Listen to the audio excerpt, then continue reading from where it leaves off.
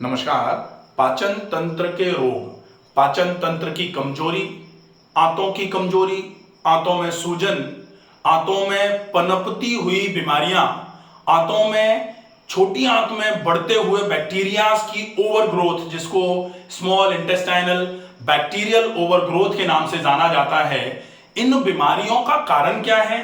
इन बीमारियां जो ये बीमारियां हो रही हैं, इन बीमारियों के सिम्टम्स कैसे हैं, और इन बीमारियों को अगर आपको प्राकृतिक रूप से ठीक करना है तो आप कैसे इन बीमारियों को ठीक करने का प्लान कर सकते हैं। कौन सी बीमारी पाचन तंत्र के किस हिस्से में होती है और वो क्या सिम्टम देती है, अगर ये पूरा समझना है आपको तो प्लीज वीडियो में अंत तक बने रहें ताकि हम ये पूरा अच्छे तरीके से समझ पाए। अगर आप पाचन तंत्र की बीमारियों से ग्रस्त हैं, आप गैस्ट्राइटिस से परेशान हैं, आप आईबीएस से परेशान हैं, आपको कोलाइटिस हो गया है, या फिर आपको पाइल्स, फिशर, फिस्टुला या हेमोरॉइड्स की प्रॉब्लम है, ऐसे कंडीशन में आप वीडियो को अंत तक देखें ताकि आप इन सारी बीमारियों के होने का कारण अच्छे तरीके से समझ पाएं। अब हम देखें पाचन तंत्र जो है ये आहार नाल हुआ, आहार नाल के बाद ये आमाशय है, ये स्मॉल इंटेस्टाइन है और ये लार्ज इंटेस्टाइन।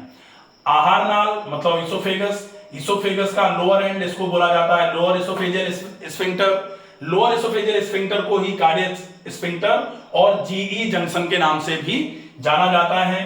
पहले स्टमक जो है ये 3 भागों में विभाजित होता है। पहला ऊपर का भाग जिसको फंडस बोलते हैं, फिर बीच वाला जिसको बॉडी या कॉर्पोरस बोलते हैं, फिर लास्ट वाला पार्ट जो लोअर एंड ऑफ स्टमक जो है इसको पाइलोरस बोला जाता है।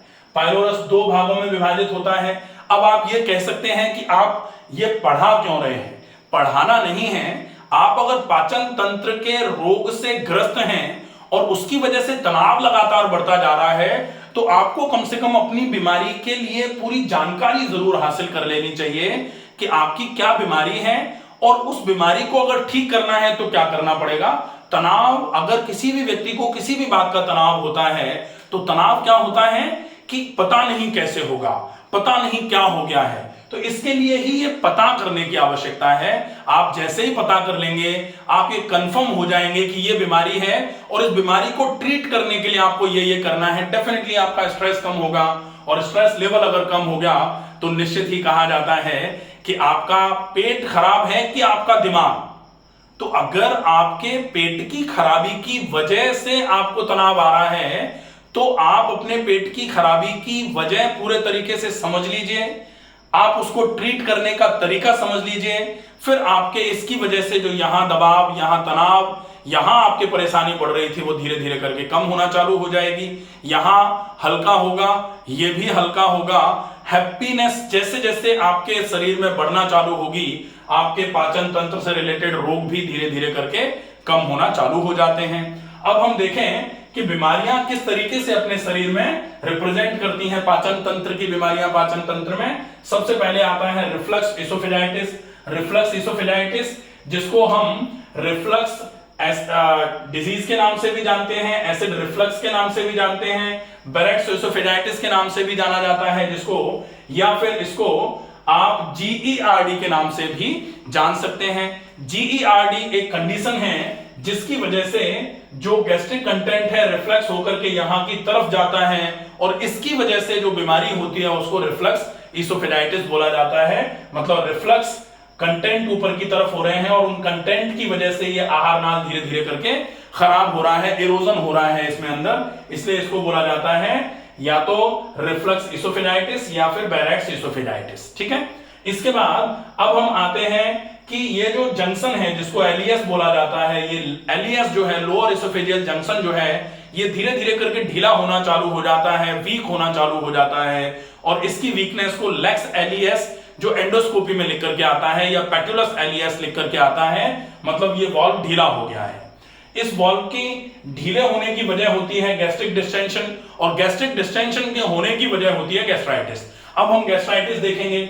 गैस्ट्राइटिस जो है वो पार्ट्स के हिसाब से कि आमाशय का कौन सा वाला पार्ट इन्वॉल्व है इस कंडीशन में उसके हिसाब से नाम रखा जाता है, जैसे फंडल gastritis, corporal gastritis, enteral gastritis या फिर डिफ्यूज गैस्ट्राइटिस या फिर pan gastritis.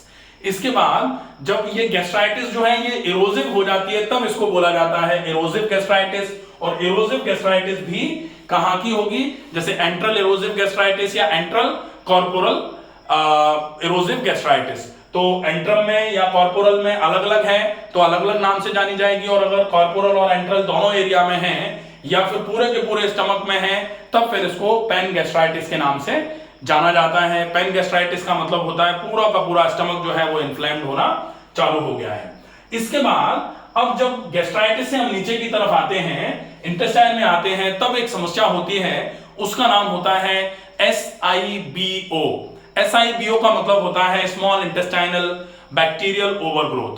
Small intestinal bacterial overgrowth जो है, इसमें आपके स्मॉल इंटेस्टाइन के बैक्टीरियाज जो हैं उसमें दुनिया भर के ऐसे बैक्टीरियाज जो अनवांटेड हैं, जिनकी स्मॉल इंटेस्टाइन में कोई आवश्यकता नहीं है, जो लार्ज इंटेस्टाइन में नॉर्मल फ्लोराज होते हैं, वो जब ऊपर की तरफ आना चालू हो जाते हैं, स्मॉल इंटेस्टाइन में पहुंचना चालू हो जाते हैं, तो स्मॉल इंटेस्टाइन में उनका कोई काम नहीं है, वो आपके स्मॉल इंटेस्टाइन के एटमॉस्फेयर को खराब करना चालू कर देते हैं और फिर विभिन्न प्रकार के और बैक्टीरिया वहां पर ग्रो होना चालू हो जाते हैं, जो आपके स्मॉल इंटेस्टाइन में स्वेलिंग कराना चालू कर देते हैं। और स्मॉल इंटेस्टाइन की स्वेलिंग की वजह से फिर आपके मल के साथ आंव और चिकनाई आना चालू हो जाती है, नाभि के चारों तरफ भारीपन लगना चालू हो जाता है, और स्मॉल इंटेस्टाइन में जितनी ज्यादा स्वेलिंग आएगी उतना ज्यादा नाभि अपनी जगह से खिसकना चालू होती है, और जब तक आप स्मॉल इंटेस्टाइन की स्वेलिंग को खत्म नहीं करते हो तब तक वो नाभि आपकी अपनी जगह पर नहीं आती है।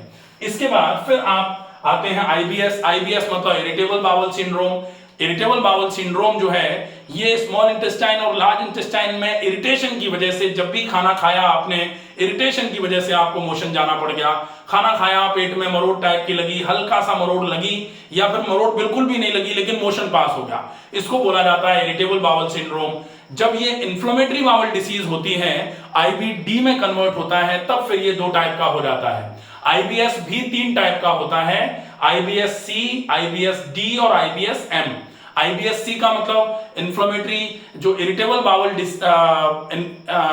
बाउल सिंड्रोम टाइप C मतलब कॉन्स्टिपेशन के साथ में, एक होता है irritable bowel syndrome type D मतलब डायरिया के साथ में, और एक होता है IBS-M मतलब irritable bowel syndrome mixed type का, जिसमें कॉन्स्टिपेशन और डायरिया दोनों चीजें एक साथ पाई जाती हैं। कभी कॉन्स्टिपेशन कभी डायरिया हो रहा है लेकिन IBS है, वो इन्फ्लेमेशन नहीं है, केवल इरिटेशन है।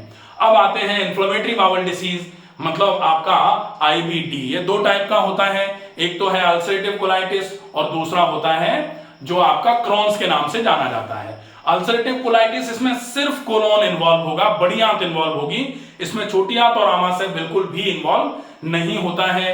कोलोन इन्वॉल्व होगा तो कोलोन का कौन सा पार्ट, या तो डिस्टल पार्ट इन्वॉल्व हुआ, या फिर पूरा लेफ्ट साइड का पार्ट इन्वॉल्व हुआ, या लेफ्ट साइड पूरा और साथ में आपका ये ट्रांसवर्स कोलोन इन्वॉल्व हुआ, या फिर पूरा का पूरा कोलोन आपका इन्वॉल्व हो गया। इसके नाम से इसका पूरा नाम रखा जाता है।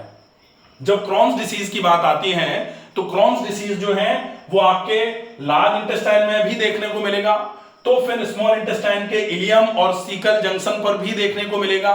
फिर ये इलियाइटिस भी मतलब लार्ज इंटेस्टाइन के साथ साथ ये स्मॉल इंटेस्टाइन के लास्ट वाला पार्ट जो इलियम है इसमें पूरे में सूजन करा देता है, तो ये क्रॉन्स के नाम से ही जाना जाएगा। या फिर जेजुनो इलियाइटिस जो होता है, स्मॉल इंटेस्टाइन का सेकंड और थर्ड पार्ट जो है दोनों में सूजन आ जाती है, या फिर गैस्ट्रोड्यूओडेनाइटिस के नाम से भी इसको जाना जाता है, या फिर जेजुनाइटिस भी हो जाती है। इसमें मतलब जो second part of small intestine है ये अगर केवल सूजा हुआ है तो भी इसको क्रॉन्स के नाम से ही जाना जाता है, मतलब inflammatory bowel disease. Inflammatory bowel disease में बाउल मतलब स्मॉल इंटेस्टाइन और लार्ज इंटेस्टाइन, लेकिन क्रॉन्स में एक पार्ट आता है जहां गैस्ट्रोड्यूओडेनाइटिस मतलब आमाशय का कुछ हिस्सा इन्वॉल्व होना चालू हो जाता है, तब भी इसको क्रॉन्स के केस में ही रखा जाता है, IBD के केस में ही रखा जाता है, आमाशय भी इसमें इन्वॉल्व है। ठीक है, तो IBS IBD ये दोनों हो गए, इसके साथ में स्मॉल इंटेस्टाइनल बैक्टीरियल ओवरग्रोथ भी हो गया।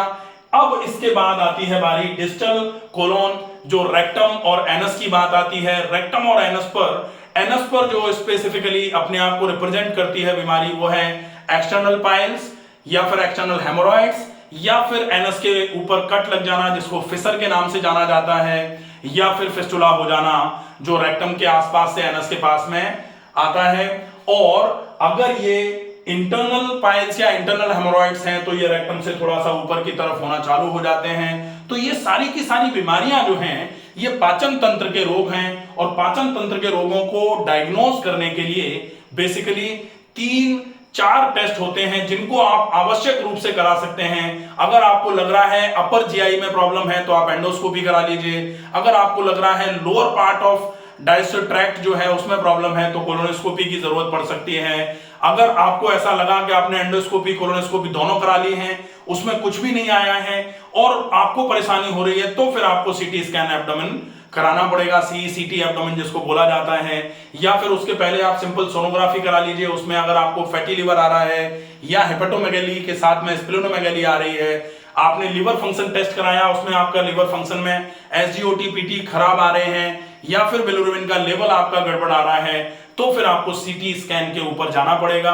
वहां से आपको पता लगेगा कि आपके स्मॉल इंटेस्टाइन में कहीं कोई स्वेलिंग तो नहीं है, आईबीडी में क्रॉन्स के कोई फीचर्स तो नहीं है। इसके बाद फिर आप कंफर्म कर सकते हो कि बीमारी क्या है, और बीमारी अगर आपको समझ में आ गई है उसके बाद फिर आप ट्रीटमेंट के लिए सबसे पहले नंबर पर क्लीनिंग डिटॉक्सिफिकेशन पर फोकस करोगे, दूसरे नंबर पर डाइट और तीसरे नंबर पर एक्सरसाइजेज। तो डिटॉक्स, डाइट एंड एक्सरसाइजेज, अगर आप ये 3 चीजें प्रॉपर तरीके से फॉलो कर लेते हैं डेफिनेटली आपको धीरे धीरे करके आराम मिलना चालू होगा। इसके साथ में चौथे नंबर पे आपको अपनी लाइफस्टाइल को थोड़ा सा नेचुरल लाइफस्टाइल के ऊपर शिफ्ट करना पड़ेगा। अगर आप अच्छे तरीके से फॉलो अप करेंगे तो डेफिनेटली आपको बहुत अच्छा आराम होना चालू हो जाएगा। आपको अगर ये वीडियो पसंद आया हो तो ज्यादा से ज्यादा लोगों तक इस वीडियो को पहुंचाएं। स्वस्थ रहिए, सुरक्षित रहिए, धन्यवाद।